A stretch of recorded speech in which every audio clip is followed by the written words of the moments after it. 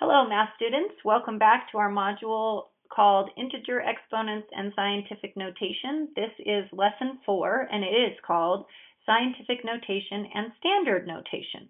So we've been working with exponential notation a lot, and now we are going to learn the next step of working with different types of notations for numbers, and it happens to be scientific notation. Some of you may already be familiar with scientific notation because they use scientific notation a lot in science. So our goal for today we will learn how to write numbers in standard notation and scientific notation.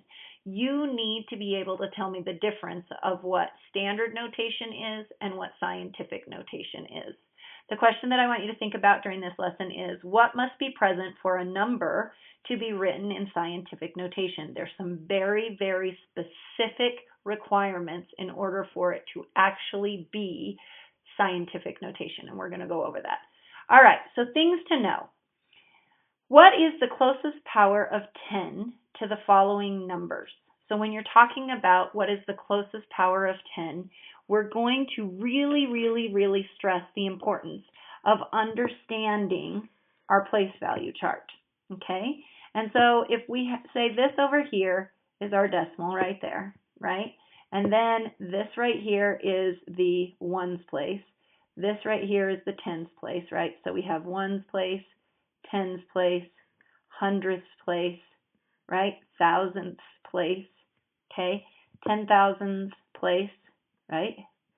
Hundreds, thousands place, right? And then we have millions there. So that's our place value chart. What they're asking you in this simple question is, if you're thinking about powers of 10, looking at the number, what is the closest power of 10? And when we're talking about powers of 10, we're talking about 10 to the first power, 10 to the second power, 10 to the third power.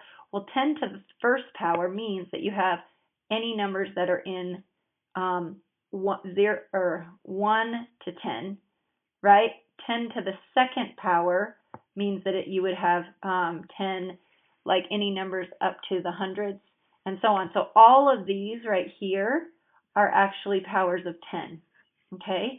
And so if you're looking at it with powers of 10, then the ones place right here would be 10 to the 0th power because everything is the ones.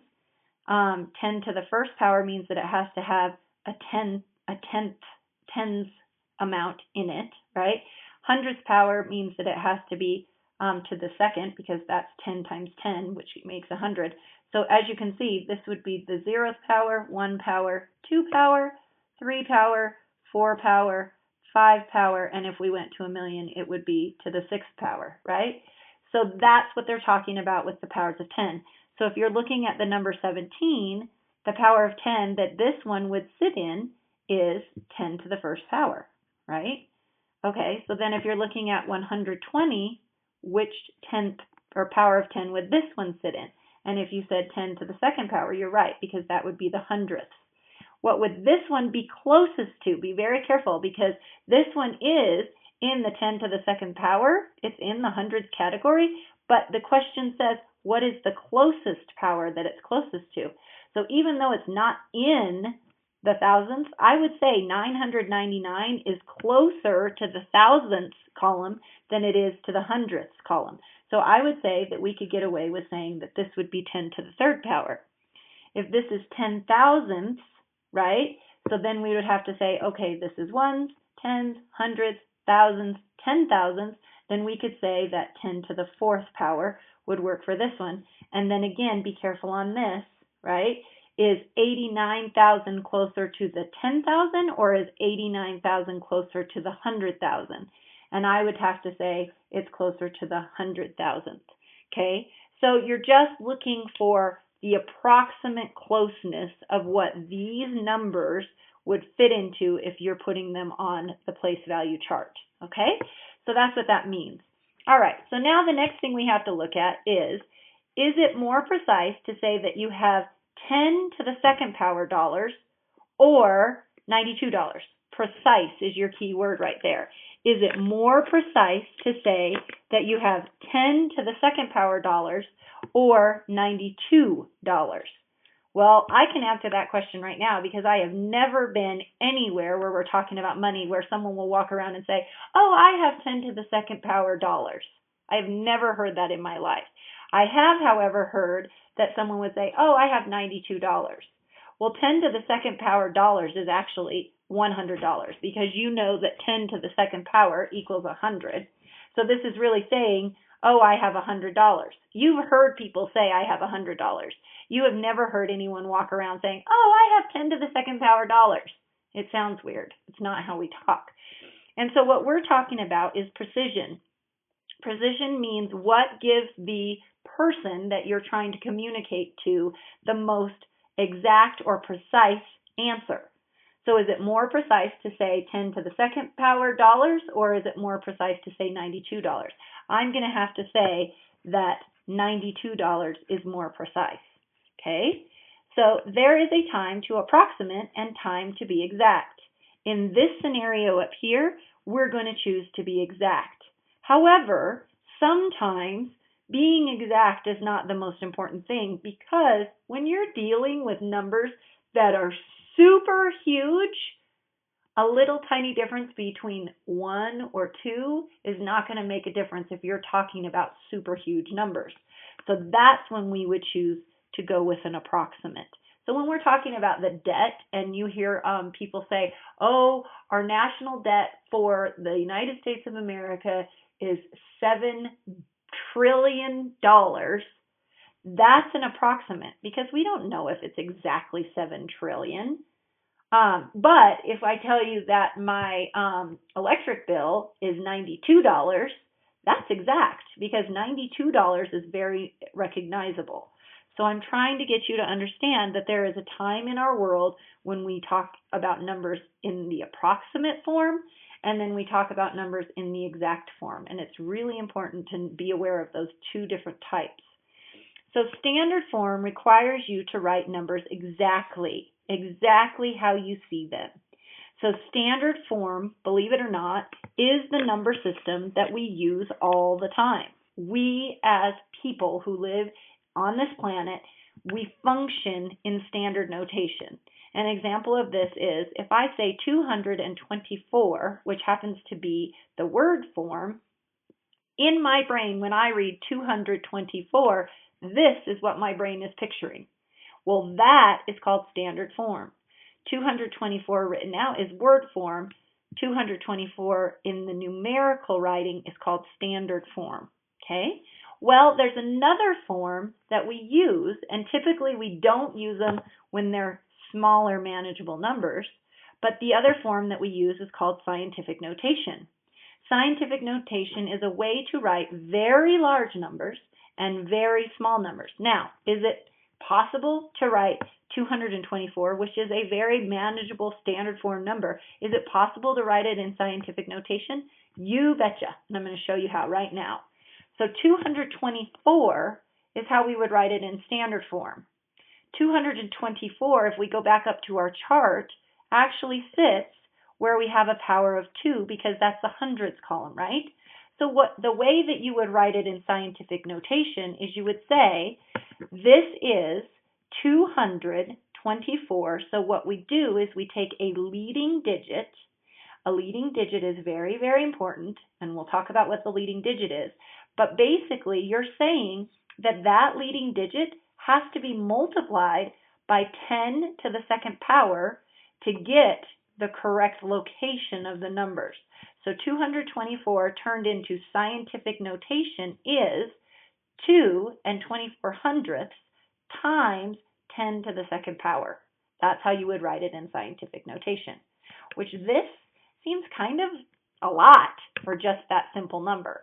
So that kind of proves to you when your numbers are manageable, they're doable, they're writable, and it's not hard work, just go with the standard form. But when you're writing a number that has 85 zeros, trust me, you're not going to want to write the 85 zeros. You're going to love Mrs. Nelson for teaching you how to use scientific notation instead of having to write 85 zeros. Okay, so that's the difference. Okay, so let's keep going because we're learning some good stuff. Now, I asked you what must be present for a number to be written in scientific notation. That was the question I want you to be thinking about. So there are rules, and here they are. There are rules that one must follow to write a number in scientific notation. You have to memorize these rules, and you have to get them so that they're automatically stuck in your brain and that you remember them forever. So when you see something that has to do with scientific notation, you're going to go, oh, that Mrs. Nelson, she made me memorize this. Here's what they are. The first one is it must have one leading digit. One. Only one. A leading digit, what a leading digit is it means it's one digit and it's followed by a decimal point, always.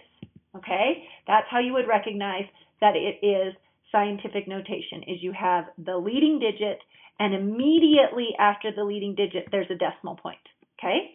So that's what a leading digit is. It must be a product. Product means you're multiplying something, so remember that. It must be a product involving the leading digit and a power of 10. So product means that you're taking the leading digit and you're multiplying it by a power of 10, always. So in scientific notation, it's the leading digit multiplied by some power of 10. And the power of 10 is very important because it tells you how big that number was. Okay, so the leading digit must be greater than 0. You cannot have a leading digit of 0. So this number right here that we're talking about, the leading digit, right here, it can never be a 0. Okay, it has to be, the leading digit must be greater than 0, but less than 10. And the reason why it has to be smaller than 10 is if this leading digit was 10, what would be sitting in the leading digits position? 0. You cannot have a 0 in the leading digits position. So again, the leading digit must be greater than 0, but less than 10. Okay? So it says leading digit is greater than 0, but less than 10. That's how we have to remember that. So the way I remember it is, okay, I can't have 0 on this side, and I can't have a 0 on this side. So the only digits that count are 1, 2, 3, 4, 5, 6, 7, 8, or 9. That's it. Because the number before 1 is a 0, which we can't use, and the number after 10, it has a 0 in it, which we can't use. So the leading digit, very, very important, remember that. Leading digit can only be a 1, a 2, a 3, a 4, a 5, a 6, a 7, an 8, or a 9. That's it. No zeros. Okay? All right. All numbers following the leading digit will be written after a decimal point. Now, look at this. This is what I'm talking about. In the number 224, this is a real valued number. It is 20. This is a real valued number. It is 4. So we cannot just throw them away. They are real valued numbers. So remember, you have to have a leading digit. In this number, our leading digit has to be 2. Then 24 is a very important value. So what you have to do is you put your decimal point after your leading digit, and then you write the other digits that are there. Boys and girls, if this is your number right here, the leading digit would be 2. Then you put your decimal point after your leading digit, and then because these are zeros, zeros are placeholders. They hold no value. If it's a 0, you don't have to write it. It could just be 2 point, and we'll write a 0 just because that looks weird without having anything after it, but I don't have to write the other 0 because it holds no value. So in order to write this in scientific notation, I would put 2 decimal point 0 times 10 to the second power. And the reason I know it's the second power is because this is in the hundredths column. Okay? So let me show you another one. What if we did our year, 2018? Okay? Our leading digit would be 2. Put the decimal point. Now, we cannot throw these away, any of them. We can't throw away the 0 because if we throw away that 0, it's changing the value. This is tens and this is ones. So all 3 of these digits are important because there are values after the 0, so you can't throw the 0 away. These are both zeros. so they have no value. This 18 is a value, so we have to keep it on there. So 2 is your leading digit, 0, 1, 8 are all very important, valuable numbers, times 10 to the what? What place is this number? This is hundredths, this is thousands. So you go up here to our thousands chart, which means 10 to the third, and you would write times 10 to the third. And that's how you would turn that into scientific notation. Okay? So going back over here, let's review. For scientific notation, it must have one leading digit. It must be a product of the leading digit and a power of 10. The leading digit must be greater than 0, but less than 10. So only 1, 2, 3, 4, 5, 6, 7, 8, or 9. Those are the only leading digits you could have. All numbers following the leading digit will be written after a decimal point. Okay? So that's the rule. So that's what we have to remember. And then I showed you a couple examples over here. So let's try some. Practice time. Look at the following table and write the number that is missing from the box. The standard form should match the scientific notation. Okay, so if the standard is missing, we write the standard. If the scientific is missing, we write the scientific. So let's try it. The first one isn't missing anything, so let's just talk about what we see. Okay, the leading digit is not a 0, and it's not a 10, so this can be my leading digit. So 1 is my leading digit. These numbers have real value. They're not just placeholders. These, however, are placeholders. So look at what happened. Leading digit is 1. These all have values, so I put my decimal point after my leading digit. 3, 2, 7 are real values, so I have to list them, but these are placeholders, so I don't need them. So I do 1.327 times, remember it has to be a power of 10, and what placeholder is this? This is million. So 10 to the 0, 10 to the 1, 10 to the 2, 10 to the 3, 10 to the 4, 10 to the 5, 10 to the 6. That's how you come up with 10 to the 6. So scientific notation of this number is 1 and 327 thousandths times 10 to the 6. That's how you would write it in scientific notation. Pretty cool, huh? Okay, let's try this one. Look at the numbers that you have. Is 5 a leading digit? The answer is yes. So I would write 5. What comes after the leading digit? A decimal point, right? And then 4 has a value, so I cannot throw it away. Does 0, 0, or 0 hold a value? The answer is no. They are placeholders. So I only have to put the 4 there. So now I have 5 and 4 tenths. And now I have to multiply it by a power of, well, count them. 10 to the 0, 10 to the 1, 10 to the 2, 10 to the 3, 10 to the 4. So this is 10 to the 4th power. So 5 and 4 tenths times 10 to the 4th power. Okay? How are we feeling? It's starting to make sense, right? Okay. Now we're going to go the other way. You ready to go the other way? Let's see what happens. It says you have to come up with a standard notation. This is a scientific notation. So this is where you kind of have to work backwards in your brain. We know the leading digit is 7. We know that the important valued numbers are a 2 and a 3, but it says that we had 5 tens multiplied by this. So if you don't know the standard notation and you can't figure it out, could you do this math problem? The answer is yes. Let's see what happens. So I have 7 and 23/100 times 10, right? Times 10, right? Times 10, right? Times 10 times 10. Because isn't that what 10 to the 5th power means? It absolutely does. So now let's do this one. If I do 7 and 23/100 times 10, I now have 72 and 3/10. Yes or no? Do you believe me? Just because I said it? Here, I'll show you. I'll prove it. 7 and 23/100 times 10, 0, 0, 0, placeholder, 0, oh, no, that's a 3, sorry. 3, 2, 7, add them together, 0, 3, 2, 7, 2 placeholders. Ta-da! 72 and 3/10. 72 and 3/10. Did we just prove it? Right there. Yep. So now do you believe me? Okay, good.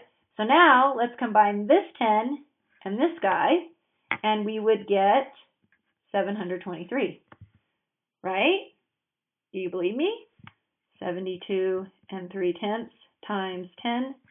1, 2, 3, 0, 0, 0, placeholder, 3, 2, 7. Add them together and we get 0, 3, 2, 7. One decimal place. Ta-da! Same value right there. Are you seeing it? So I think you're getting the idea. So now I have to take this one and multiply it by that 10, and I would get 7,230. Now I'm going to take this one and multiply it by this 10, and I would get 72,300, right? And then I'm going to take this one and multiply it by that, and I should get 723,000. Okay? So let's go over here and look at it again. We have 7 and 23 times 10 to the 5th power. So our answer is 723,000. Okay, and this is where you can check to see if you're right. This should count for 5 places. So count it. 1, 2, 3, 4, 5. There they are. 5 places behind the 7. And when you multiply it out, it matches and you see it. Okay? So that's how you turned it into standard notation from scientific notation. 7.23 times 10, 5 times, and that's what you come up with. And I'm hoping that by me showing you this is why you will not want to do it when it says 29 right there, or when it says 64 right there. When it gives you an exponent of 29 or it gives you an exponent of 64, you are not going to want to write that many zeros. Trust me, it's crazy. All right, so the next one is new. And here's why this one is new. But yesterday's lesson is going to become very important to see if you remember. Yesterday in our lesson, we talked about negative exponents. And the thing that I taught you about negative exponents is that negative exponents mean that the number is less than 1.